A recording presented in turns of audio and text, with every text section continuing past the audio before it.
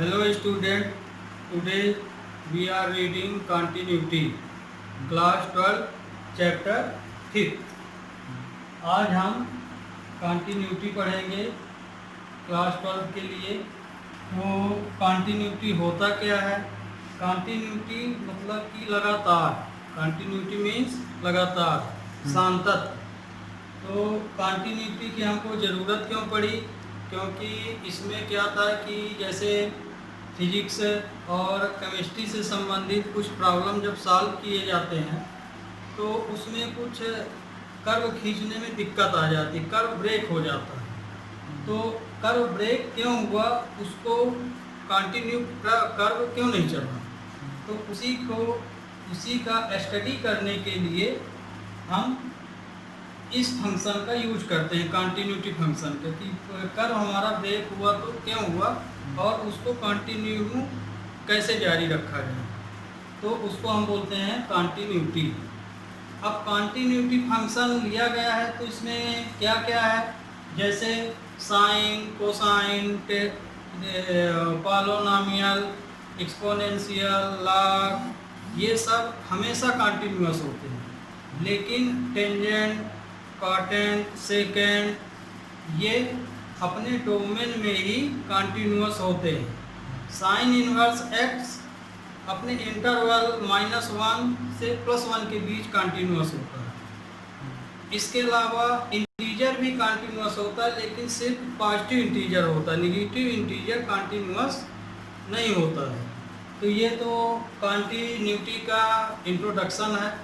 अब कंटिन्यूटी को, किसी भी फंक्शन का कंटिन्यूटी चेक करने के लिए हम क्या करेंगे, कुछ रूल लगाएंगे। जैसे रूल हम लिखे हैं यहाँ, लेफ्ट लिमिट, राइट लिमिट। जो भी फंक्शन, माने तुम्हें जो भी क्वेश्चन दिया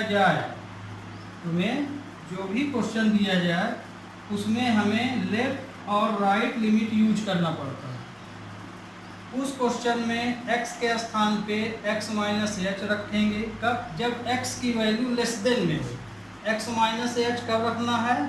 जब x की वैल्यू लेस देन में हो तब हम लेफ्ट लिमिट यूज करते हैं। और जब x की वैल्यू मोर देन, ग्रेटर हो, जो भी इंटरवल दिया गया हो, जो भी कंडीशन दिया गया हो, उसमें ग्रेटर हो, तब हम x प्लस एच यूज करते हैं। सपोज करो इक्वल दे दिया गया, x की वैल्यू 1 के लिए चेक करो, यदि तो x के लिए यदि 1 पर लिखा है, ना ग्रेटर समझ में आ रहा ना लेस आ रहा, तो उस स्थिति में तुम्हें दोनों लिमिट लेनी पड़ेगी। उसी क्वेश्चन को x माइनस एच के लिए कैलकुलेट करोगे और उसी में x प्लस एच के लिए। जब क्वेश्चन आगे बताएंगे तब ये ऑलरेडी क्लियर हो जाएगा। इसकी मेन कंडीशन है ये, यदि फंक्शन कंटिन्यूअस है तो ये फॉलो हो जाना चाहिए, माने left limit, right limit function x के बराबर हो जाना चाहिए। माने ये पूरी कंडीशन यदि फॉलो हो गई, तीनों वैल्यू यदि सेम आ गई, तो मतलब कि जो भी क्वेश्चन दिया है या जो भी फंक्शन दिया है वो क्या हो जाएगा, कंटिन्यूअस।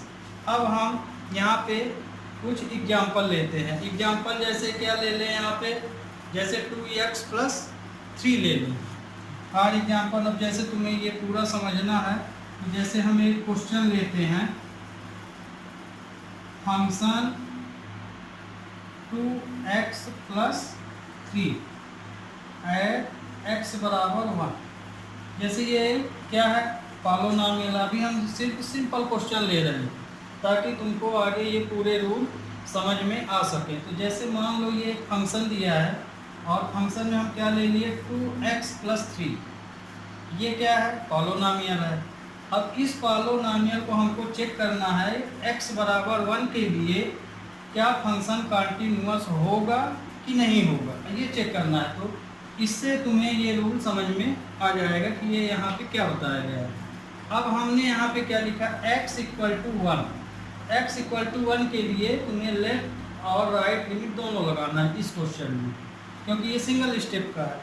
तो यहाँ पे जैसे, हाँ, यहाँ पे जब तुम कंटिन्यूटी प्रूव कर रहे हो तो x के स्थान में तुम्हें x माइनस एच रख देना है लेफ्ट लिमिट में, और x की जगह यदि राइट लिमिट ले रहे हो तो x प्लस एच। तो जैसे अब हमें x बराबर 1 के लिए चेक करना है, तो हम क्योंकि इक्वल के लिए है तो तुम चाहो, तुम्हारे ऊपर है, चाहो तुम पहले इसको रखो या इसको रखो। तो मान लो हम x minus H left limit लेते हैं। x माइनस एच तुम लिख दिए हो तो तुमको l लिखने की ज़रूरत नहीं है, वो ऑलरेडी लेफ्ट लिमिट मानी जाएगी। यदि माइनस ले लिए हो तो देखे होगे बुक में कहीं l और r लिखा रहता है, जरूरी नहीं है। यदि तुम x माइनस एच ले लिए हो तो वो ऑलरेडी लेफ्ट लिमिट मानी जाएगी, प्लस ले लिए हो तो वो राइट लिमिट मानी जाएगी। तो ये तो F x minus H, x के स्थान पे हम क्या रख दिए, एक्स माइनस एच। तो यहाँ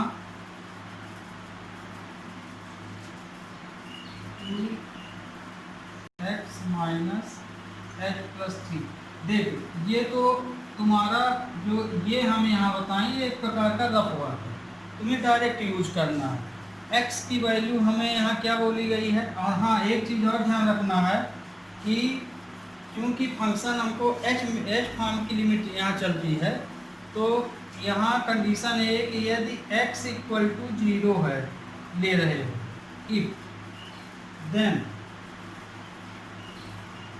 क्योंकि x equal to x plus h रखे हो तो यहाँ पे यदि तुम 0 रखोगे तो कितना आएगा, h टर्न टू 0 आएगा। तो यहाँ पे तुम्हें लिमिट लगानी है, तो जैसे limit h turn to 0, x की वैल्यू क्या है 1, h क्या लिए 0, ठीक। फिर यहाँ पे f हम लिखे हैं, जब तुम इसमें ये वैल्यू रख दिए हो तो f लगने की ज़रूरत नहीं है। तो यहाँ हो जाएगा limit h turn to 0 to x के स्थान पे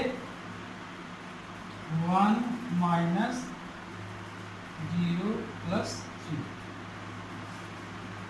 तो अब यहाँ लिमिट लगा दो, जब ये लिमिट ले लोगे यहाँ तो 2 1 माइनस 0 प्लस 3, तो आंसर इसका आया 5। आंसर कितना आया 5। तो लेफ्ट लिमिट का आंसर कितना आया 5 आया, ठीक। अब यहाँ दूसरी कंडीशन ले लो, ये वाली limit h turn to 0 f x plus h, x plus h वाली लोगे कंडीशन, तो यहाँ 2x प्लस h प्लस 3 हमने पूरा लिख दिया है। तुम चाहो तो डायरेक्ट, जैसे इस कंडीशन में हमने बताया, इसको तुम्हें ये रफ वर्क है, तुम इसकी जगह डायरेक्ट ये यूज करना चाहिए, तो तुम्हारे समझने के लिए हमने लिखा है। इसी तरह ये बता दिए। तो x की वैल्यू हम किसके लिए 1 के लिए चेक कर रहे हैं, तो 1 देखो यहाँ, ये भी रफ वर्क है तुम्हारा। तो limit h turn to 0 f 1 plus 0 to 0 sorry 1 plus h plus 3, इसको भी सॉल्व कर लिए तो 2 1 प्लस 0 प्लस 3 इक्वल टू कितना आया 5 आ गया, ठीक। अब यहाँ पे देखो ये तो ये देखो लेफ्ट लिमिट लिए, इसकी वैल्यू आई 5, इक्वेशन 1 मान लीजिए, इसमें भी कितना आया, ये इक्वेशन 2 हो गया। अब इक्वेशन 1 और 2 तो इक्वल आ गए, लेकिन हमको एक कंडीशन डायरेक्ट एफ निकालना पड़ेगा, मतलब कि जो क्वेश्चन दिया है उसमें डायरेक्ट वैल्यू रखो x बराबर 1, क्योंकि ये भी फॉलो, क्योंकि क्या लिखे क्वेश्चन एफ लिखा हुआ है यहाँ, इसकी वैल्यू 5 आई, इसकी आई, लेकिन ये भी तो चेक करना है, इसको क्या करेंगे बिना लिमिट बदले, माने डायरेक्ट x की जगह 1 रखो और फिर देखो कि तीनों उत्तर आंसर बराबर है कि नहीं। एंड एफ एक्स, इस केस को लिए तो एफ 1 इक्वल टू 2 1 प्लस 3, तो f1 इक्वल टू आया 5। ये इक्वेशन थर्ड होगी। अब equation 1 2 and 3 we have from equation 1 2 and 3 we have from equation 1 2 and 3 f1 minus 0 equal to f1 plus 0 equal to f1। यहाँ पे हम लिमिट भी लिख सकते हैं। लिमिट लिखना हो तो limit h turn to 0, limit h turn to 0। चाहे लिमिट लिखो या लिखो, ये भी लिख सकते हो और इसके साथ ये भी लगा सकते हो। तो इक्वेशन 1 2 3 से तीनों वैल्यू बराबर है।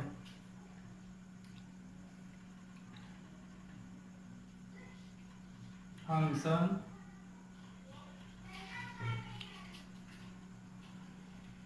Is continuous